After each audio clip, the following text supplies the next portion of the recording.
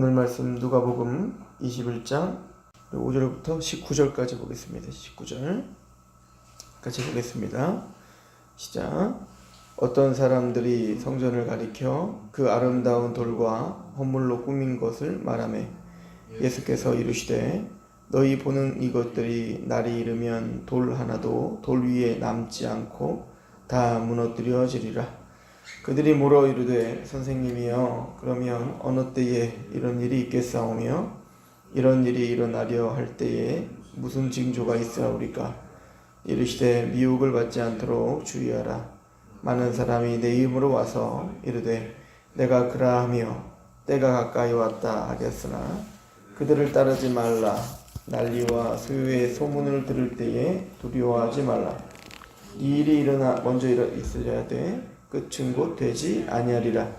또 이르시되 민족이 민족을 나라가 나라를 대적하여 일어나겠고 곳곳에 큰 지진과 기근과 전염병이 있겠고 또 무서운 일과 하늘로부터 큰 징조들이 있으리라. 이 모든 일 전에 내 이름으로 말미암아 너희에게 손을 대어 박해하며 회당과 옥에 넘겨주며 임금들과 집권자들 앞에 끌어가려니와 이 일이 도리어 너희에게 증거가 되리라. 그러므로 너희는 변명할 것을 미리 궁리하지 않아도록 명심하라. 내가 너희의 모든 대적이 능히 대항하거나 변박할 수 없는 구변과 지혜를 너희에게 주리라. 심지어 부모와 형제와 친척과 벗이 너희를 넘겨주어 너희 중에 몇을 죽이게 하겠고 또 너희가 내 이름으로 말미암아 모든 사람에게 미움을 받을 것이나 너희 머리털 하나도 상하지 아니하리라. 너희의 인내로 너희의 영혼을 얻으리라. 아멘.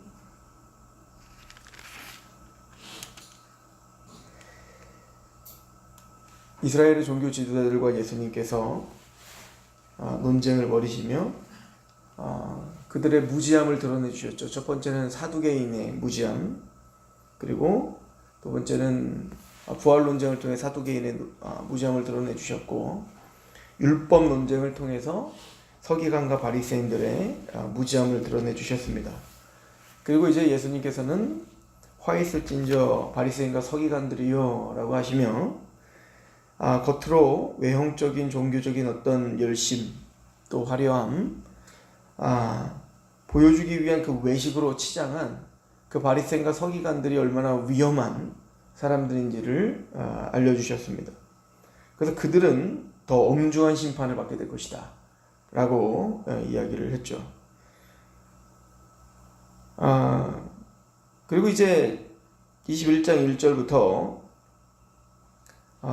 부자의 헌금과 가난한 과부의 두렙돈 넣는 것을 보시면서 이 가난한 자, 이 가난한 과부가 넣은 그 헌금이 더 크다라고 이야기를 하시면서 이제 제자들에게 많은 사람들이 들을 수 있도록 가르쳐 주시되 5절에 어떤 사람이 성전을 가리켜 그 아름다운 돌과 헌물로 꾸민 것을 말하매 예수께서 이르시되 너희 보는 이것들이 날이 이르면 돌 하나도 돌 위에 남지 않고 다 무너뜨려지리라 라고 명하셨다.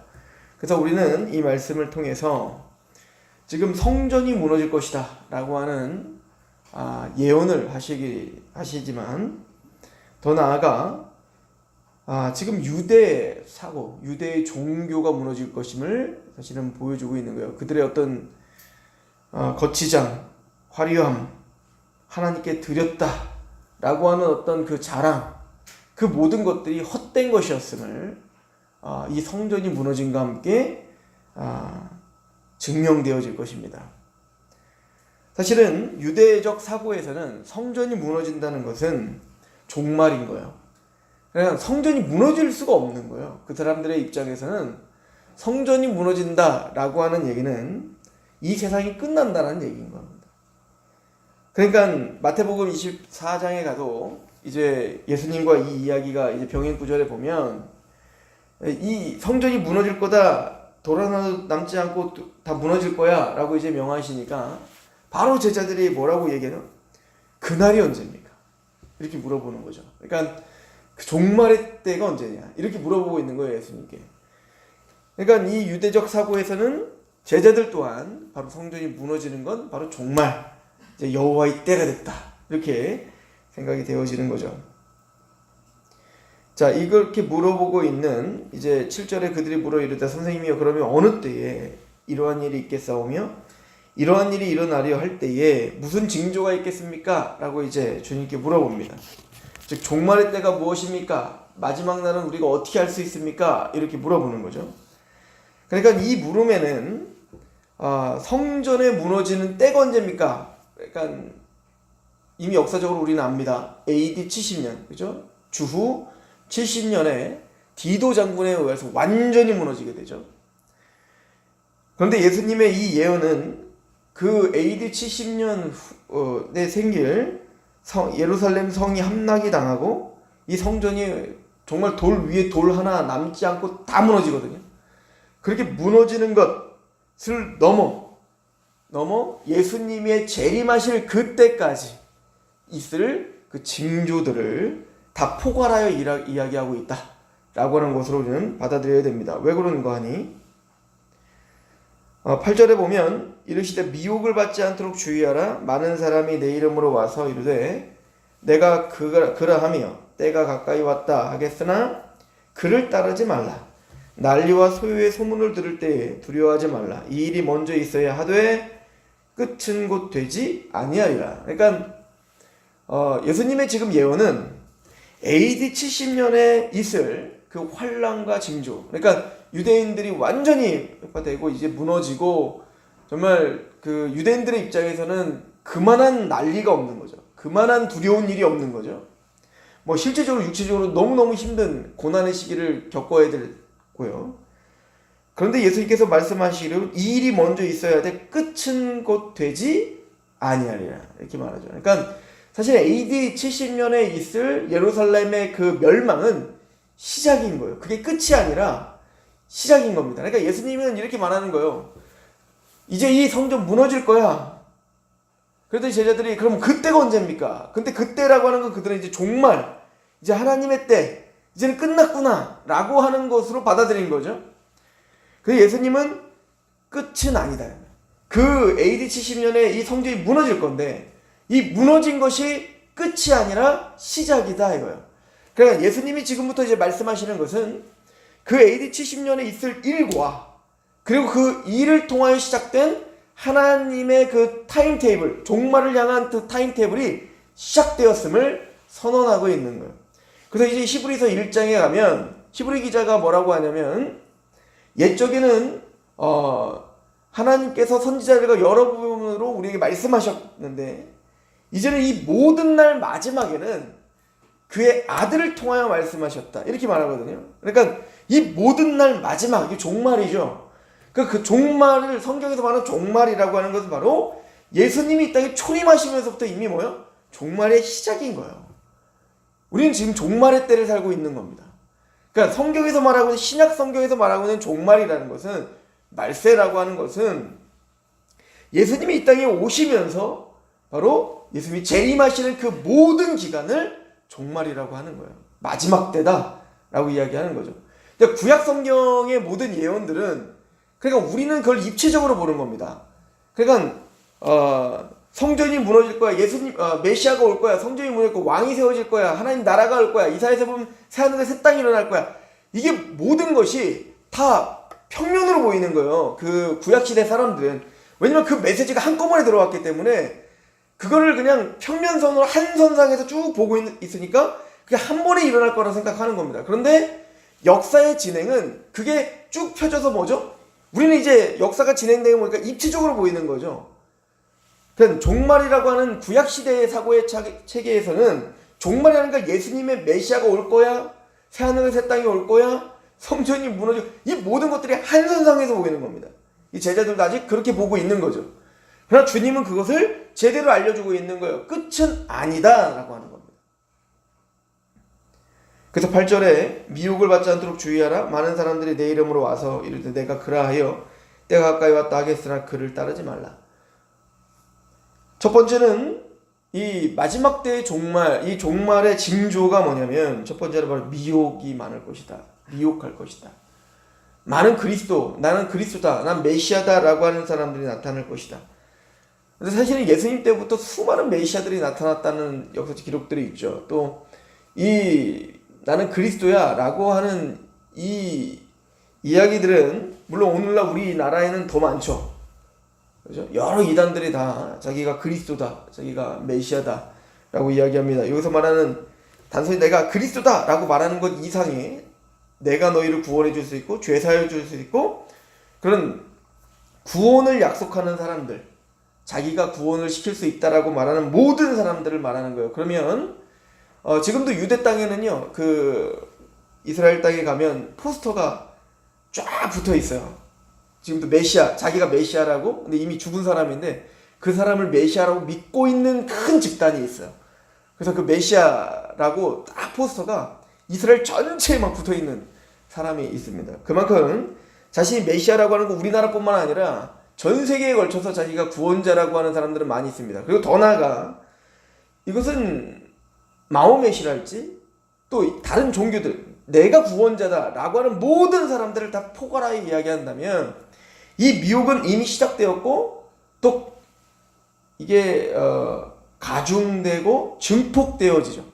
그러니까 주님의 때가 되어질수록 더욱더 그런 일들은 많아질 거고 더 짙어질 것이다 라고 보는 거예요. 점진적으로 말이죠. 그래서 마지막 때의 첫 번째 징조는 바로 미혹을 하는 것입니다.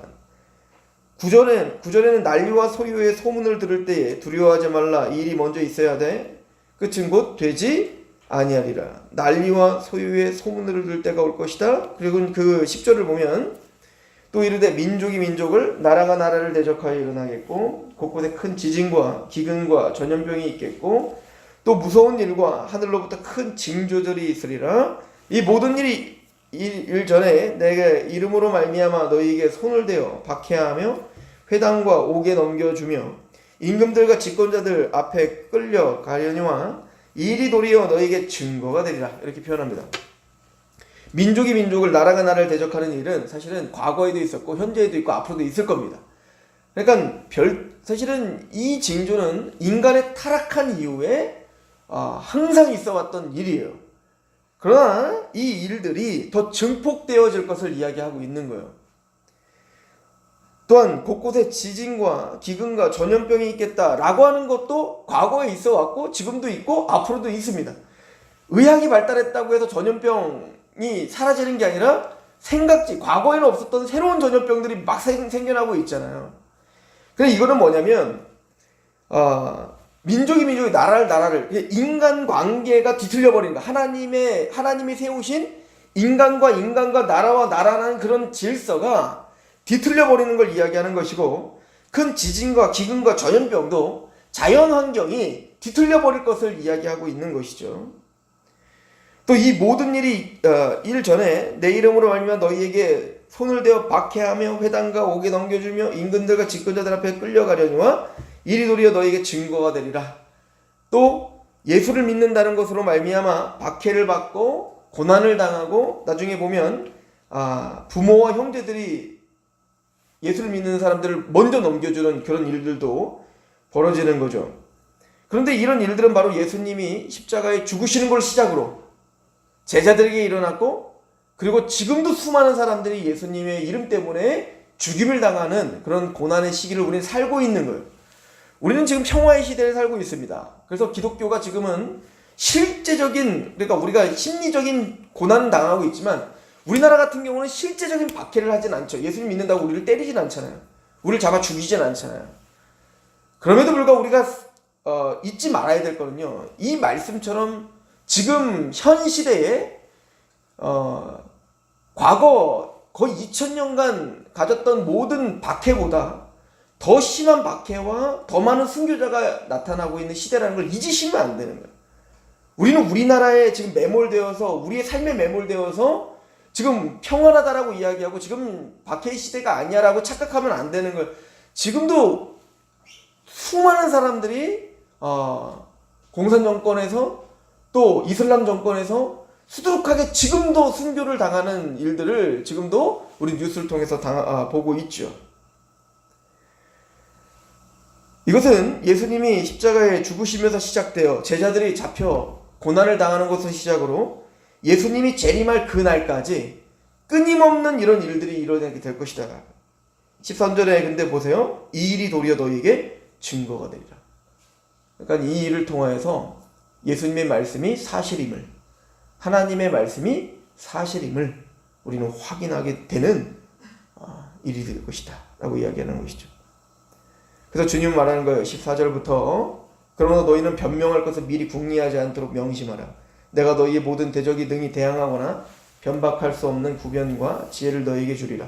심지어 부모와 형제와 친척과 벗이 너희를 넘겨주어 너희 중에 몇을 죽이게 하겠고 또 너희가 내 이름으로 말미암아 모든 사람에게 미움을 받을 것이나 너희는 머리털 하나도 상하지 아니하리라. 너희의 인내로 너희의 영혼을 얻으리라.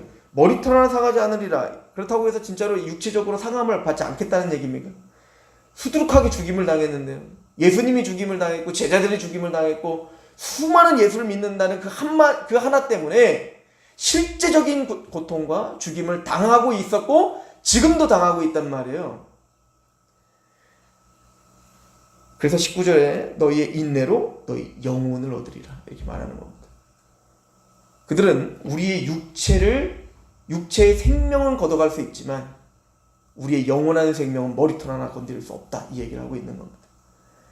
또한 예수님께서 지금 사두개인과 서기관과 바리새인과 지금 변론을 벌이셨죠. 그들은 어쩌든 예수님을 잡아 죽이려고 예수님의 어떤 그 질문을 통해서 예수님을 함정에 빠뜨려 죽이고자 했어요. 근데 지금 이 제자들에게 사실은 예수님이 그렇게 변론을 하고 그들의 말 대답에 대꾸를 하여서 그들을 제압하는 일들이 물론 있긴 하지만 많지는 않았죠. 꾸짖거나 피하시거나 이랬단 말이에요. 근데 이번에는 적극적으로 변명을 하여 그들의 무지함을 드러내줬다고요. 그리고 저는 오늘 이 말씀이 의미가 있다고 생각해요. 그러니까 주님께서 누구를 만나든 서두개인과 서기관과 바리새인들 누구를 만나든 그들의 무지함을 드러내주는 지혜가 예수님께 있음을 제자들에게 알려주셨습니다. 그리고 너희들도 바로 예수님이 당하는 것처럼 너희를 죽이기 위해서 너희를 핍박하기 위해서 끊임없이 너희를 추궁하고 너희를 고난을 주고 많은 사람들 앞에 서서 너희가 믿는 바가 무엇인지를 물어보게 되는 일들이 있을 것임을 예언하고 계시는 거예요. 그리고 주님은 말씀하시는 겁니다. 궁리하지 않아도 된다. 이걸 마태복음은 성령이 너희에게 말할 것을 주실 것이다 라고 말하는 겁니다. 이거는 인간의 철학을 말하는 게 아니에요. 이거는 엄연의 능력을 말하는 게 아니에요. 성령의 능력을 말하는 겁니다. 담대하게 세상 사람들이 그걸 핍박하고 받아들이지 않고 마침내 예수님이 아무리 이렇게 얘기해도 지금은 받아들이는 것 같지만 마침내 그들은 예수를 죽이며 예수를 죽이는 것으로 우리가 승리했다라고 자아자찬할 거란 말입니다. 항상 세상은 그렇죠. 세상은 우리의 논리와 우리의 믿음을 어줍지 않게 여기고 자신들이 승리할 거라 자신의 어떤 힘과 권세와 돈으로 우리를 누르고 핍박할 겁니다. 그러나 그거와 상관없이 우리는 성령님이 주신 그 담대함으로 예수를 증거하는 거예요. 예수를 자랑하고 십자가를 자랑하고 십자가 외에는 말하지 않기로 결정하는 사도 바울의 그 담대함이 우리에게 있을 거예요. 이걸 에스겔에게 말하죠. 너희가 아무리 선포해봐라 그 사람 듣지 않을 거야. 그래서 그들의 머리는 화강암처럼 그렇게 강하게 굳어있다고. 내가 그러나 너는 너희의 머리를 금강석같이 해줄게. 그들이 너를 대적하고 있는 그런 확신에 찬 거짓된 진리로 너희에게 다가온다면, 그 강팍한 마음으로 다가온다면 너희는 더 큰 확신으로 하나님을 향한 그 진리에 대한 더 큰 열망으로 내가 너희의 믿음을 지켜줄게. 이 얘기고요. 성령님께서 우리에게 하나님의 사랑을 부어주어, 로마서 5장에 하나님의 사랑을 부어주어 그 소망을 부끄럽게 여기지 않게 하겠다. 그 세상의 논리가 무엇이든 어떤 것을 핍박하든 성령님의 그 확신과 그 사랑에 차서 십자가를 증거하고 그 십자가를 자랑하고 그 십자가 때문에 즐거워하고 그 십자가 때문에 인내할 수 있는 그 힘을 내가 줄게 라고 주님은 약속하고 계시는 겁니다. 우리는 지금 그러한 삶을 살고 있는 거예요. 세상을 우리의 지혜로 이길 수 없고 우리의 힘으로 이길 수 없습니다. 우리는 마지막 때를 살고 있고 예수님의 예언처럼 예수를 믿는다는 것은 여전히 고난을 당할 수밖에 없는 여지가 있는 것입니다. 우리가 세상의 이해를 받을 수 있는 사람들은 아닙니다. 그러나 분명한 사실은 우리는 성령님을 통하여 그들에게 할 말이 있는 사람들입니다. 베드로가 그 수많은 사람들 앞에서 당당하게 생명을 걸고 자신이 믿는 바를 증언했듯 오늘 우리의 삶을 통해 또 우리의 말을 통해 우리 모든 행동을 통해 성령님을 통하여 증거하는 삶을 사는 마지막 때를 준비하는 하나님의 백성들임을 상고하며 그렇게 오늘 하루를 하나님께 내어드리며 기도하는 시간 되시기 축원합니다. 기도하겠습니다. 하나님 아버지 너무나 감사합니다. 우리가 마지막 때를 살고 있음을 다시 한번 상고합니다. 우리가 세상에 매몰되어 하나님께서 다시 오시겠다라고 하신 주님께서 다시 오시겠다고 하신 그 말씀을 가볍게 여기고 있지는 않는지, 또한 성령님께서 오늘도 우리와 동행하시며 말할 것을 주시며 하나님의 그 사랑을 우리에게 부어주시어 그 소망을 부끄럽게 여기지 않게 하시는 그 하나님의 은혜를 잊고 살지는 않았는지 우리가 다시 우리를 돌아볼 수 있도록 주의 은혜를 베풀어 주옵소서. 이 귀한 시간도 또 오늘 하루도 하나님께 위탁하오니 우리를 담대하게 하옵소서. 예수님의 이름으로 감사하며 기도하옵나이다. 아멘.